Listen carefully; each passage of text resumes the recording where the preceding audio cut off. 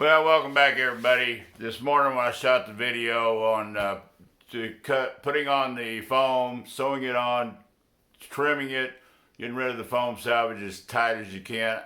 I've tried to change course this mid-morning.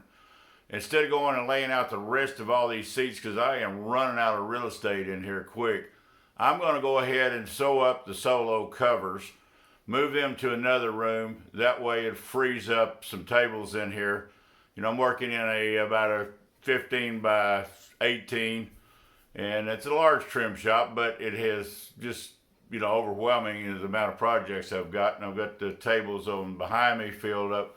With that being said, before you start on sewing these patterns together, let's see if we can't get in here and zoom down and get this focused in. You'll notice here there is a top stitch, and it's 59 forward. Well, we're going to run with the seam. Anyhow, it goes all the way across, and it goes across this piece. Now, the first thing you would do is you would sew this material, the cloth, to this vinyl side, and then come in here and put down this top stitch all the way. So this top stitch is actually under here. I've sewn the other cover together real quick. I'm going to have to take back to here, and I want that stitch to be underneath. I don't want to start that stitch right here, even though I tie off.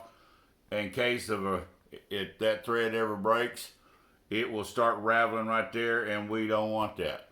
So keep that in mind. I even make mistakes, and we're only human if we say yes, but we also want to make sure it is right. Let's go over here and focus down on this piece. Now you can get a little bit of glimpse of what we're talking about. Here is this side piece now will be for the passenger. Of course, all the crow's feet line up, everything. And let's move this out of the way. That will actually, when this is flipped over, getting very good at getting it down here so you guys can see this. Let's zoom down here a little bit. This will start inside. I got to get where I can really get you down in here.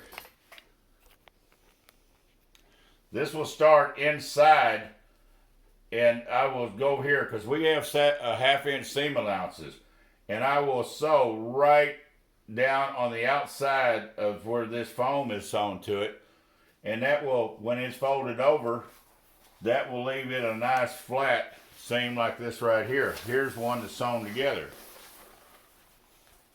Now you can see that this is back, and so when this piece is the vinyl is over, it will stitch, and this will make it lay down nice and flat. Of course, you got to make sure that you've got your seam allowance pulled back underneath.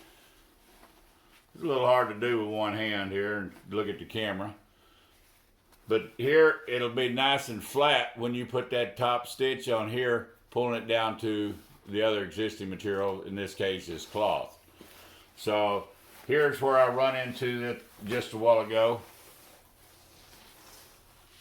I am going to take this stitch back out, and then I'm going to cut more of this foam out of the way, so when it comes over, that little tiny bit right there that's folded over, it may not feel like much, but when it's done, it will make a bump in the road, and we don't want that. So this being a DIY, I felt like it was worth, let's go back and zoom out, taking the extra effort and time to explain that, and you're doing a custom nice job, whether it's for yourself or for a customer later on. You don't want to have any of those little puckers that catch the eye real quick. Now, every trim shop has these nightmares once in a while. Man, everything looked great, got it all stretched on. I got a problem. Now you gotta have to take the cover back off and correct it. Correct it before you get the cover going on. Have somebody in the shop, your wife, your buddy, look over your covers. Second opinion sometimes can catch something to say, well, something don't look right here, Bear. Let's look at it. Let's take care of it. So please, again, thumbs up, subscribe, and keep coming back. And this will be a continuation of part 4. I decided to make part 4 all today by itself. And that way you can kind of, save them in your players list, hopefully, and go back and review and see where, you need to pick up, and you might have a question. You can send me a comment and I say, yes, you're going in the right direction, or I feel you're going in the wrong direction, and we'll be glad to help. So again, please come back and visit us later, maybe late this afternoon. I have both these solos with the welt cord in. If you'd like to see the welt cord going, I've got almost 15 yards, 45 feet to put in all these covers. We will show putting in the welt and how we do it, and there's some tricks of the trade. This is pre-made, molded.